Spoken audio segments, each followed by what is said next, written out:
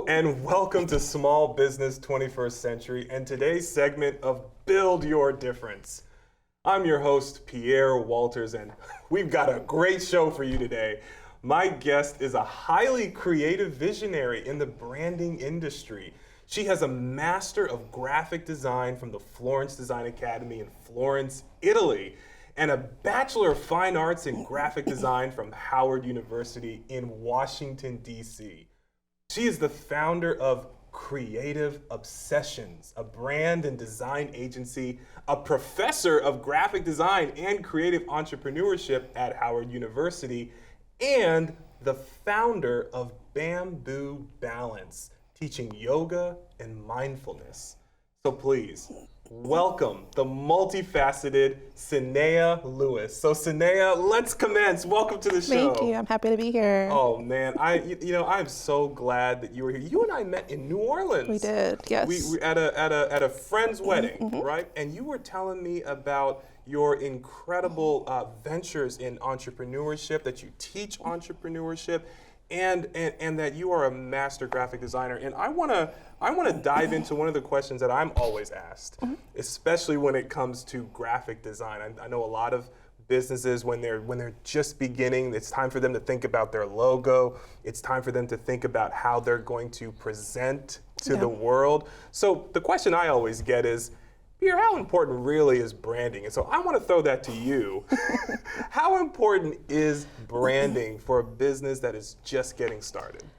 Well, if it's just getting started, it's pretty important, right? Because the branding sets the stage for your company and where it wants to go. Of course, it can always change, and usually when we think of branding, we think of logo, but it's more than just that. It's the mission, it's the vision, it's what is it that you want to communicate to your audience, not only visually, but if I were to say the name of a company, what is it that you think of, right? So it's really important. Yeah, and in what ways does branding sort of manifest itself? Like for example, how does branding manifest itself by way of marketing or online presence, social media? What are some of the ways that branding relates to marketing and web design? Okay, so when we think of branding, or when I think of branding, I think of it as how it connects to the consumer from the business, right? It's that bridge. So in marketing, it's literally you talking to the consumer, right? It's everything that you're putting out there and you're thinking in mind of the person that you want to bring into your company or bring into your clientele. So if I say I'm going to put out a email blast, right? Is it in line with my brand? Will someone know that this is my company? Will they resonate with what I'm trying to put out there, and will it connect? And so that's the same thing with your website. Does your website clear? Is it very clear what your brand stands for and where you want to go? Now, these are some really good questions. If I'm just starting out my entrepreneurship journey, how do I go about finding out the answers to some of these questions? Like, how do I know what I want someone to think about when they think about my business? Like, how do I figure that stuff out? So that's a good question. One of the things that I always talk about with my students first is usually when we start businesses, most people start as if they were the client, right? We start something because we see a need. Right, so when we are thinking about our brand, if you can put yourself in the space of that client, what is it that the client needs, right? What is it and then what can you provide? And so then that question is how we then start thinking about the branding of it, right? It's because again, we're always trying to connect with the client. Right. So do you advise that entrepreneurs think about what you said, what does the client need? So another way of looking at this, could it be, what is missing? What is missing from the? How can I word this? How can I word this? So when I sometimes think about this, I will say to myself, okay, if I have a solution, then the person who's going to want my solution is probably someone who's in need of that solution, obviously, or someone who is missing that particular solution or element in whatever what is they're doing. So I'm typically looking for people who have that gap, so to speak. And so if we're looking at this from the perspective of, let's say, a website, what would be some strategies that you would recommend for an entrepreneur to consider when they're thinking about putting their website together and attracting the people that they want to be customers? So again, thinking about your customers first and making it very clear that you can provide that solution, right? A lot of times in websites, or back in like a lot of times we have like a lot of information that's being given, right? All this stuff we talk about, the story and the history and history and history, but it's like, are you actually telling your client, hey, I have a solution for you, right? And then getting rid of all of the extra stuff.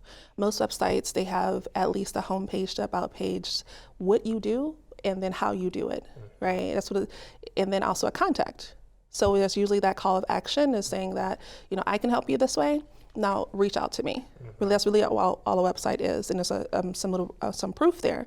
But again, just keep it as simple as possible, because then when you grow and as you expand, or even in the longevity of your business, you can always change it up.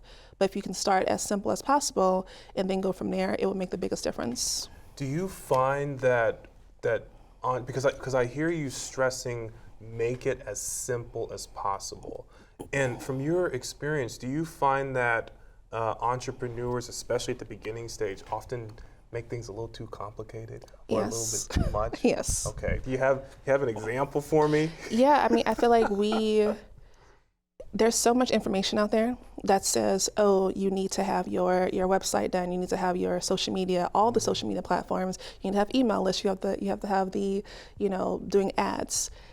And at the end of the day, you need to first, let's talk about you as a business, and you're trying to support the customer. If you can realize that everything's about the customer, where's the customer found?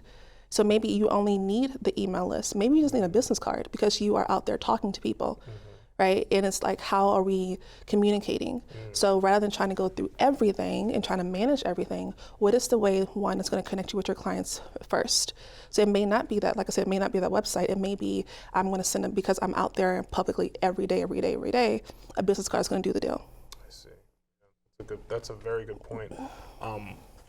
One of the things that I am constantly sort of surprised by, especially when I'm looking at other people's websites, is how complex some of the user experience might be, or how sort of, what's the word? I want to say extravagant, like, but just like sometimes it's so much in terms of user experience that I don't even know, like, I don't know where to go to just get the thing that I'm looking for. I know where to go to find out about the magazine articles or the blogs, but how do I just buy the product? Like, user experience for me can be very frustrating if it's not just smooth. It kind of just turns me off, and I'm just like, you know what, I can't deal with this. Yeah. Tell me about user experience. Now, you're a graphic designer, so you've got this eye. Tell me about the role of user experience in this whole process. User experience is, like, I love user experience. I love talking about it, because a lot of times you mentioned all of the stuff, the extras. Well, along with user experience, there's this user interface, right? UX, UI. A lot of times as designers, we forget that part. And so it's not only just putting it out there, but like you said, it's how are you guiding your audience through the website. So what's the journey that you're going to go through? So if I have a website for, I don't know, a dog shop, and you as a client, you're coming in to see the dogs, but there's nowhere on the homepage that's like says, hey, check out the dogs here, and you have to go hunt and search all over the website. That's not good interface. That's not good experience. And so if it's thinking then, okay, so maybe if I know that this person, he wants to go look at the dogs to potentially adopt the dog, then from the homepage, it's homepage to what's next. How can we guide him? How can we guide them to the next step so that they don't know what's really going on, but it's just like taking their hand and we're just walking along on a path. Now, just to be clear, especially for all the people who are watching today, you figure that stuff out, right? Because if I'm the dog Yeah. dog owner guy, I don't, Yeah, this is so- too much. So if I'm calling you, Yes. you're going to take care of It's that. not, yeah. Okay, thank God. So this is what we do as experience. So we lay the plan out, we build the blueprint, and then we go in and make it pretty. But the key is always to understand, again, your client and what's the journey that we want to take them on, and from point A to point B, because everyone has their goal. I have a goal for you coming to my website to purchase or to contact me, but you have a goal coming to the website as well, whether it's, again, back to that dog, purchasing a dog, adopting a dog, or just learning more. Right. What would you say are some of the best practices for designing websites that really are effective? Okay, now you've already said keep it simple, so I'm going to challenge you. Okay. What may be one or two other best practices that you want people to really consider? I think first, just being really clear on your vision, being really clear on the mission of the company, and then also, again, back to that customer, being clear on what the customer wants, because then you can guide them through the website in a way that makes sense, and in a way that, like, one of the things I like to do is when I'm building websites, we create personas, right? User personas. So that means that every time I make a decision for the website, the thought is, would my persona, maybe like Anne or something, would Anne like this part of the website? Would she interact with it? If the answer is no, then maybe we don't put it there. So, okay, so let's just recap what you just said. Yes. So you create personas. In other words, you create fictitious personalities that represent The audience. potential customers. Yep. And then you imagine their reaction to experiencing the flow, Yes. the website as you designed it. Yeah. Okay.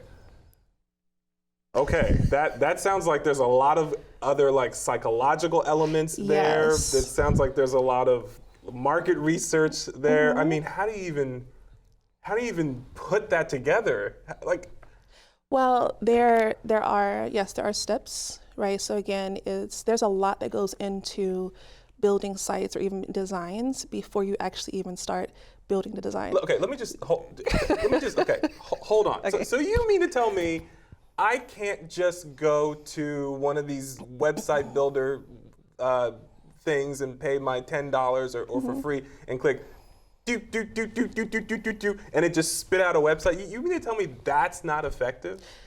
Not always, no. Not I mean, always. it works for people, yes, but if you want a good website, a website that's actually going to be intentional, it's all about intentionality, right? That's the biggest difference. Again, we can just do anything. Like, yes, you can go to the sites and pay the money and throw something up there, but are you actually being intentional with your message? Are you being intentional with the pages, even down to the colors? Okay. Right, all of that matters.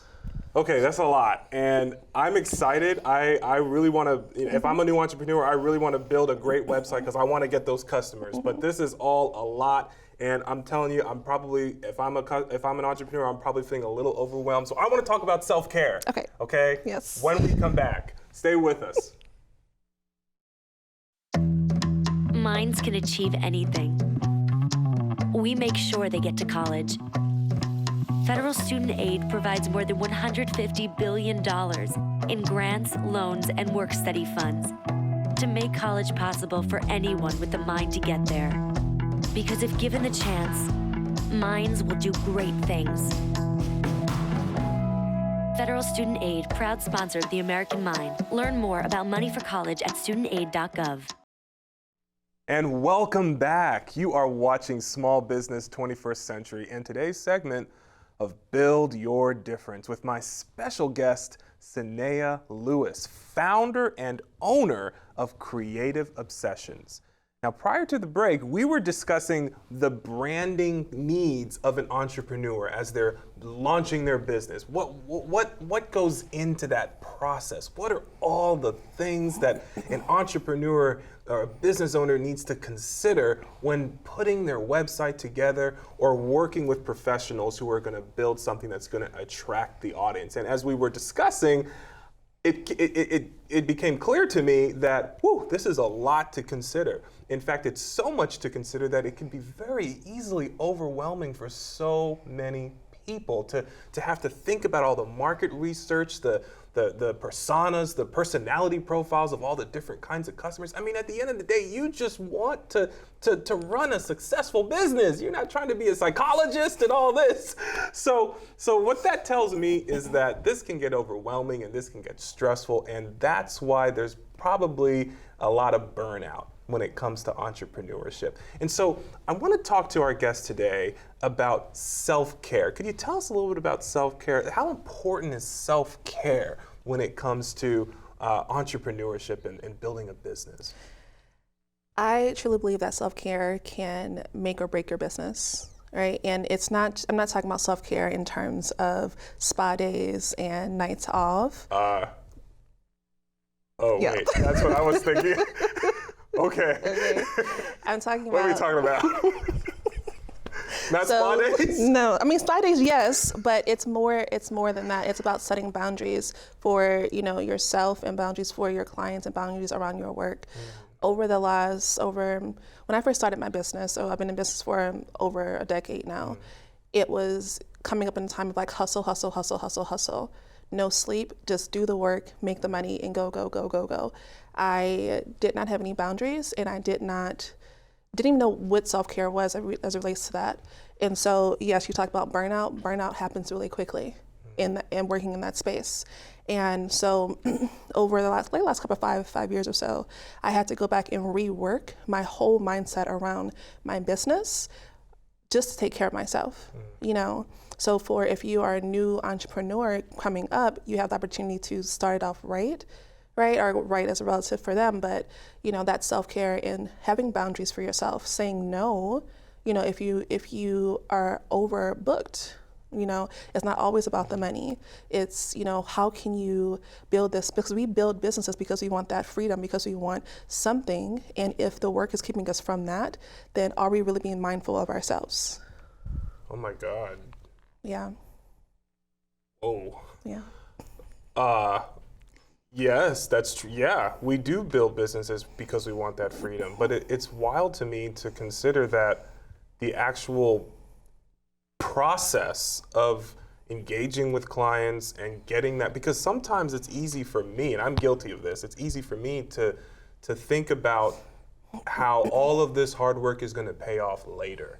So let me just put all the work in, let me just exhaust myself now because this will pay off later. I mean, and it will pay off later. Yes, it will. But what you're saying is, and correct me if I'm wrong, but I think what you're saying is that it's not so much that self-care is not about the spa days, but it's more that we want to live a life that doesn't require as much escape to those spa days, So you were saying about creating boundaries, establishing boundaries with customers, not taking on more than you can handle. How do you even know how much you can handle? I mean, how do you figure that stuff out? Well, honestly, it's a really trial and error, having a schedule, really, and sticking to the schedule, and understanding, okay, maybe the schedule needs to change, and that's fine. Of course, there'll be times when we are overworked, or we are maybe go through a little push. Like sometimes I go through pushes where I know that maybe for 2 weeks, I'm going to just work a lot, maybe to make up for something or because I know something's coming up, but I know that's not going to last forever. It's not going to last a year. But first, starting with those boundaries and understanding that a lot of times we like to underestimate what we can do or overestimate, right? Because if I tell sometimes when I used to be getting caught up, I'd be like, well, I'll tell the client, okay, I can get this back to you tomorrow, knowing I know I could not do that, because I had 3 other clients I'm working on, and there's only 24 hours a day. That's it, really? Just 24? Supposedly, that's what I've been told. It feels like less.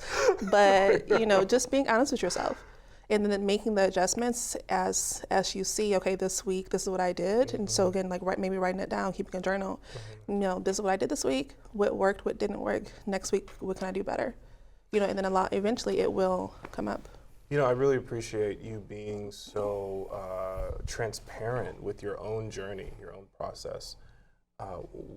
What would you say was one of the most important lessons that you learned? You said you were in business for over 10 years.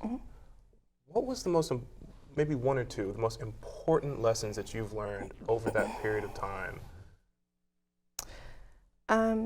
I think the first one was that my clients and most people will do as much as I let them, right? So again, that's where those boundaries come.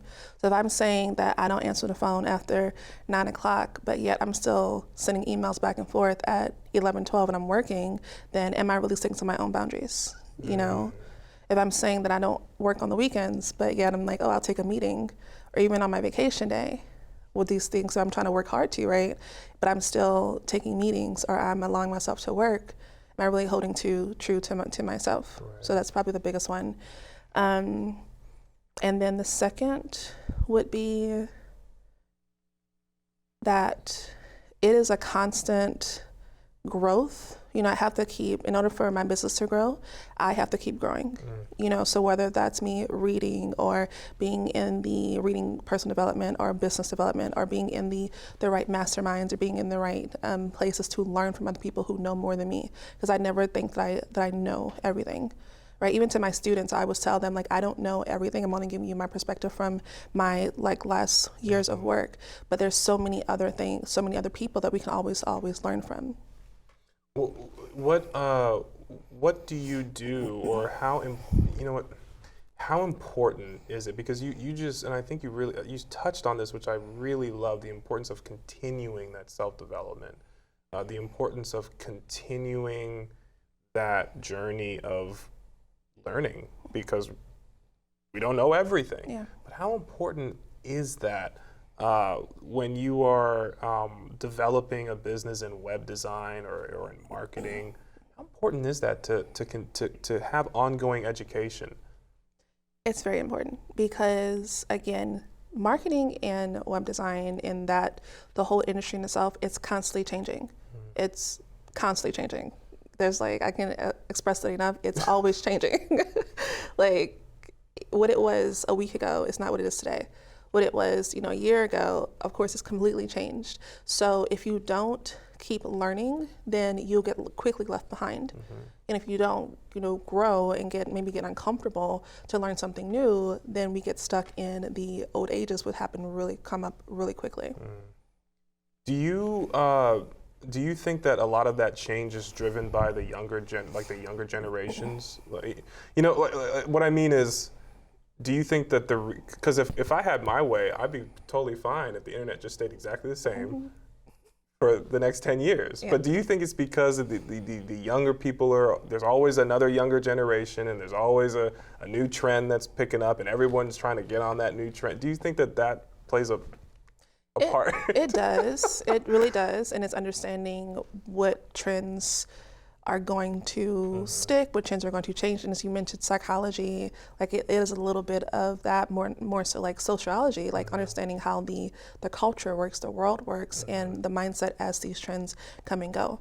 Because there was a time when, certain apps were booming, and then they lasted for 3 months, but everyone thought that it was going to be the app, right? Yeah. Now you have these other apps come, and you have apps that we thought that wouldn't last. Now they're the thing. So you just never TikTok. know. Yes. I hear TikTok is banned in Minnesota or Montana. That might date this program. Look, there's some issues with TikTok. Yeah. And TikTok was the big thing, and I don't know if it still is the big thing. I don't know.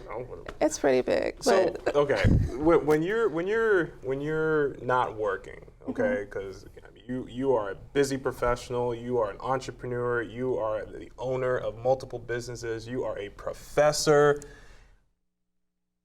How important is family?